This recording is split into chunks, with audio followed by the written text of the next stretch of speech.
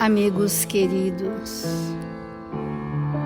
nesta manhã de luz em nossas vidas, convidamos a todos a buscarmos a sintonia do bem e da verdade, elevando o nosso pensamento às esferas luminosas do mundo espiritual, para recebermos o influxo divino a envolver a todos nós, a vitalizar o nosso ser das energias curadoras da caridade, da piedade e da misericórdia. Jesus, divino amigo, sentimos a sua presença em nossas vidas, manifestada em sábias lições vivas do seu Evangelho de amor. Sentimos a sua presença, Senhor, manifestado nos pensamentos sábios e benevolentes que nos chegam nesta hora. Que esta equipe espiritual de trabalhadores incansáveis da sua seara possam encontrar em nosso íntimo vibrações receptivas, compatíveis com os ensinamentos de Jesus, para que juntos, Senhor, possamos aprender a servir em seu nome. Faça-nos, Mestre, instrumentos dignos e úteis a serviço do bem, hoje e sempre. E que assim seja, Senhor.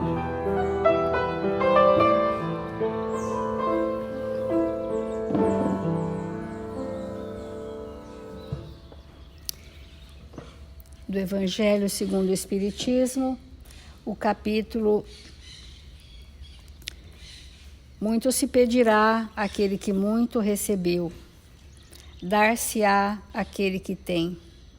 Muitos os chamados, poucos os escolhidos. Essas máximas de Jesus precisam ser sentidas por nós, não pelas vias intelectuais, porque essas nós já conhecemos. Mas os amigos espirituais nos mostram que precisamos abrir a nossa inteligência, abrindo o nosso coração, e ver pelo espírito e ouvir pela alma, e não interpretar de modo tão grosseiramente as palavras de Jesus. É um grande desafio para todos nós vencermos a compreensão intelectual para abrir o nosso coração e sentir a verdade pelas vias dos sentimentos. Esse item dá-se ao que já tem e tira-se ao que não tem. Meditai esses grandes ensinamentos que se vos hão por vezes afigurado paradoxais, parecem contraditórios, que alguém que não tem lhe será tirado, e que alguém que já tem e que pensamos nada mais precisar lhe será acrescentado.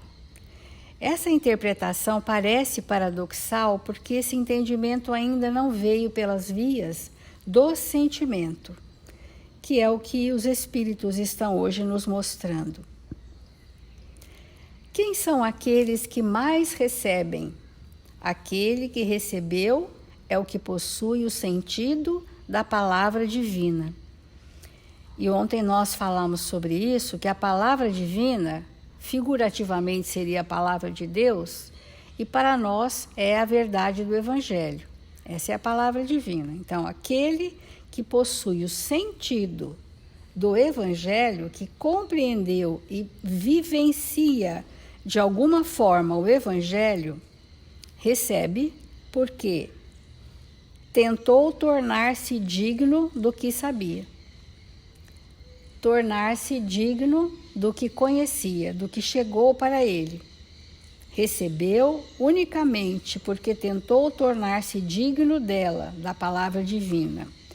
E porque o Senhor, em seu amor misericordioso, anima, fortalece aqueles que se esforçam para o bem. Então, o espírito que recebe oportunidades, recebe talentos, recebe convites à renovação íntima, recebe chamamentos e dá a esses chamamentos os testemunhos do que já sabe viver, obviamente que ele está multiplicando o que recebeu. E quando multiplica o que recebeu, ele entra no que Jesus nos disse, que aquele que já tem, mais lhe será dado e ficará na abundância. Ora, se nós recebemos uma oportunidade redentora no nosso planejamento reencarnatório e nós vivenciarmos isso a nível de testemunhos, e isso for para nós uma construção, eu recebo a oportunidade e transformo numa construção inalienável na minha identidade espiritual. Porque essa concessão, ela é externa, eu estou recebendo, ela não me faz parte ainda. Só vai fazer parte de mim quando esta oportunidade, ou esse talento, ou me chegar de forma que eu possa construir. Então, o espírito que ficará na abundância é aquele espírito que doa à saciedade, né? É aquele espírito que dispensa, doa os bens ou os dons conforme ele os recebeu.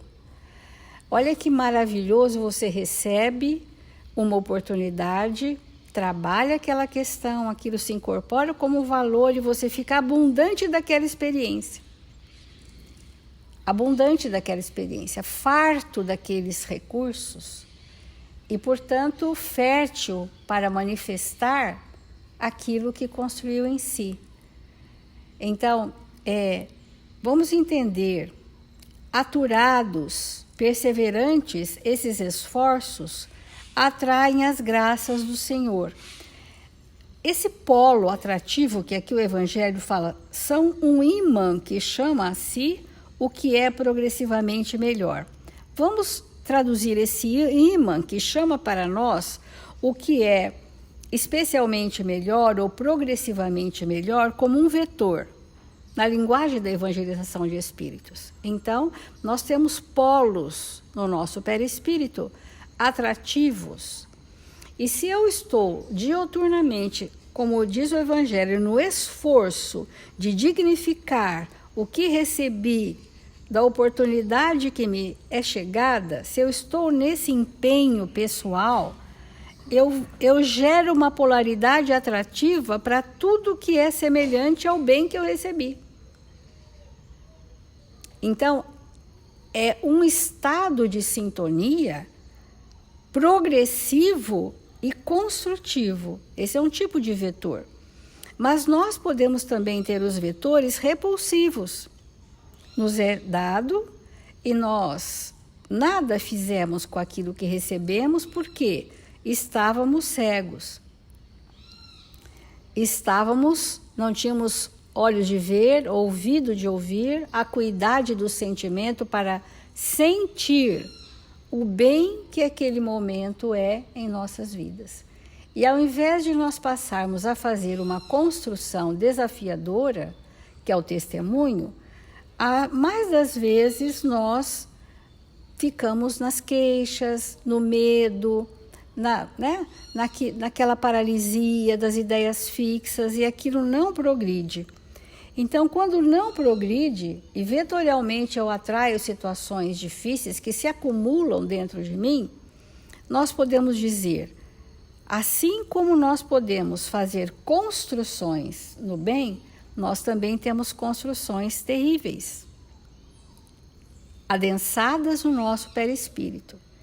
Quando chega uma oportunidade ou um talento, é para que eu desenvolva recursos para desconstruir o mal que existe em mim.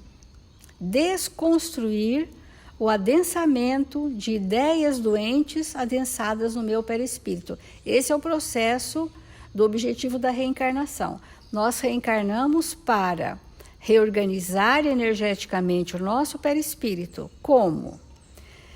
Renovando nossos quadros de memória que estão na nossa anterioridade. Com quem? Com os mesmos personagens do passado que reencarnam comigo para que eu desconstrua o mal que arrasto comigo ao longo dos séculos. E o próximo é o meu recurso, é o meu estímulo, é o instrumento que Deus me dá para que eu desconstrua esse quadro de memória e reorganize o meu perispírito. Quando nós estamos nesse franco trabalho, é uma luta diária, íntima conosco, nós estamos dinamizando as nossas forças potenciais divinas. Os talentos divinos ficam dinamizados, potencializados. E essa é a abundância do Espírito. Né? Nós temos aqui, no Fonte Viva, uma lição que a gente gostaria de começar a refletir, ainda nessa linha do muito recebemos e precisamos muito multiplicar do recebemos, e recebemos exatamente na proporção da bagagem do espírito. Ora, se um espírito tem uma bagagem de grandes responsabilidades numa área, o que ele vai receber de concessões, de oportunidades, é maior do que aquele, como nós, que somos inexperientes em quase tudo. Essa ainda é a nossa condição. E então, o que nós vamos receber para multiplicar é mínimo. E que para nós já tem um tamanho desafiador. O Emmanuel, nessa lição do Fonte Viva, chamado Na Esfera Íntima, ele disse assim: cada um administre aos outros o dom como o recebeu, como bons dispensadores da multiforme graça de Deus. É uma citação de Pedro, na primeira epístola de Pedro 4:10. Cada um administre. Ontem falamos de conta da sua administração. Então você vai administrar para os outros o bem que já te é construído. Né? Como dispensadores, eu vou dispensar. O que eu vou dispensar de mim? Eu vou dispensar do que eu trouxe de melhor. Né? Quando nós vamos dispensar, nós estamos dizendo que aquilo que recebemos e que foi multiplicado está à disposição nos nossos relacionamentos. Muitas vezes todos nós somos assim, nós nos depreciamos. A nossa vida, a nossa forma de ser, aquilo que nós vivemos, nós depreciamos. Nós não valorizamos e, ao contrário, nos sentimos às vezes inúteis, ou sem significado, ou sem importância. Essa é a cegueira do espírito, né? Porque não há um espírito no planeta e no universo que não tenha um significado dentro da lei de Deus. E não é simples a gente receber o desafio de encontrar qual é o significado da minha vida. Nós temos feito essa pergunta a muitas pessoas. Qual é o significado da minha vida na Terra? E já pensou se nós chegamos até a maturidade e não encontramos ainda sequer o significado da minha existência na Terra, que não sejam os chavões. Eu vim para progredir, eu vim para me moralizar, porque isso todos viemos porque é da lei. Mas cada um de nós precisa ter o significado da sua existência na Terra, que é diferente da importância. Eu posso degustar um legume que eu acho que é importante para a minha nutrição, mas é importante, Qual o significado que isso tem? Talvez nenhum, é só importante. O significado tem um cunho de natureza afetiva. O significado que uma pessoa tem na minha vida. Então, Emmanuel diz assim: nada existe sem significação. Quando nós falamos que aquele que multiplica, ele entendeu o significado da palavra divina. Ele sentiu a palavra divina, ou seja, as leis morais que regem a vida do espírito. Ele sentiu. Se nada existe sem significação, nós temos um significado e a nossa vida tem um significado. Ninguém é inútil, diz Emmanuel nessa lição. Nós nos fazemos inúteis quando recebemos talentos e não multiplicamos. Mas ninguém, na sua essência, é inútil. Cada criatura recebeu determinado talento da providência divina para servir no mundo, diz Emmanuel, e para receber do mundo o salário da elevação, que é a consequência. Então, receber determinado talento para servir. E quando nós estamos no ato de servir, que é doar das nossas aquisições, estaremos vivendo na abundância do bem. Velho ou moço, com saúde do corpo ou sem ela, recorda que é necessário movimentar o dom que recebeste do Senhor, para alcançares na direção da grande luz. Não há impedimentos, nós é que colocamos impedimentos para obstruir a nossa ação de doação, mas na verdade ninguém teria um impedimento de doar. Ninguém é tão pobre que nada possa dar de si mesmo. Emmanuel dá um exemplo importante: o próprio paralítico atado ao catre da enfermidade pode fornecer aos outros a paciência, a calma, em forma de paz, de resignação, que é a construção daquele espírito. Ele pode estar tolhido de movimento, cego, sem condição de se manifestar, mas ter um campo vibratório de gratidão, por exemplo, porque entendeu aquela expiação como um recurso da lei para se ajustar ao plano divino.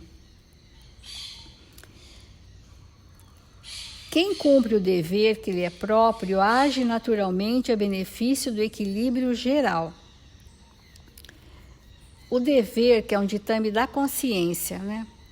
Ele nos conduz, o nosso dever nos conduz ao objetivo da nossa reencarnação.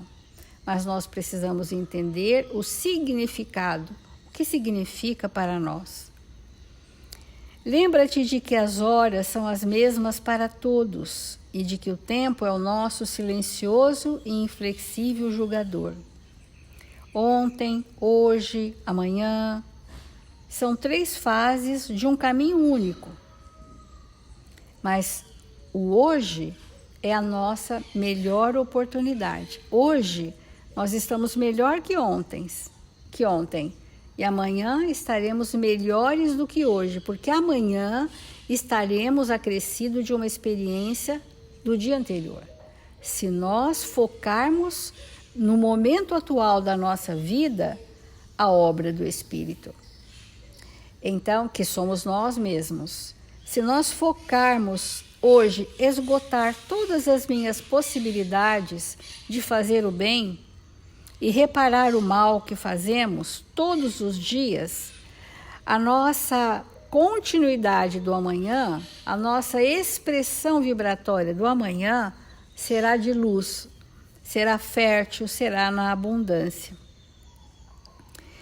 Então, finalizando a nossa compreensão, o que Emmanuel disse em relação ao muito que recebemos, cada um administre aos outros o dom como o recebeu, como bons dispensadores da multiforme graça de Deus, para que a graça de Deus nos enriqueça de novas graças.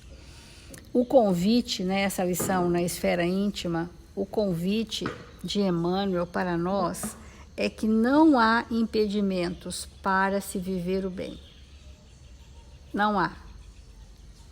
deu o exemplo máximo de uma pessoa enferma, né?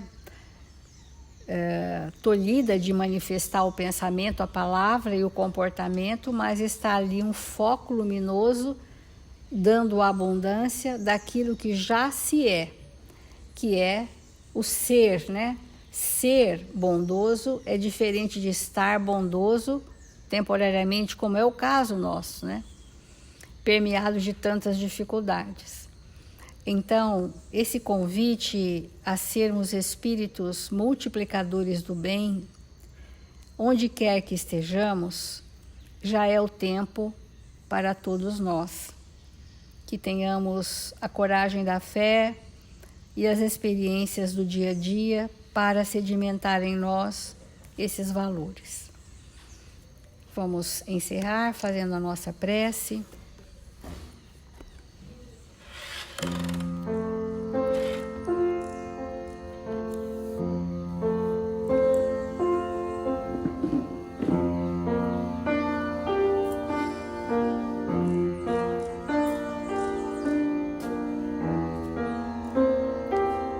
Senhor Jesus, nós nos curvamos diante da grandeza do seu amor e te agradecemos, Senhor, pelas infinitas bênçãos a nós concedidas. Te agradecemos, Senhor, pelos momentos felizes, onde somos contemplados pela alegria e pelo amor. Mas igualmente te agradecemos, Senhor, pelos momentos menos felizes, onde somos convidados a testemunhar a fé, exemplificar o amor. Conduz os nossos passos, Senhor, nas retas seguras do bem e da verdade, e que a vossa misericórdia se estenda à multidão de aflitos que neste momento no planeta Terra buscam a luz do seu amor, o consolo e a esperança. Ampara, Senhor, onde quer que haja dor, onde quer que haja aflições, possa haver mãos misericordiosas estendidas em seu nome. Assim, Mestre amado, confiantes e agradecidos, encerramos o Evangelho desta manhã. Obrigada, Senhor Jesus. Obrigada, amigos queridos.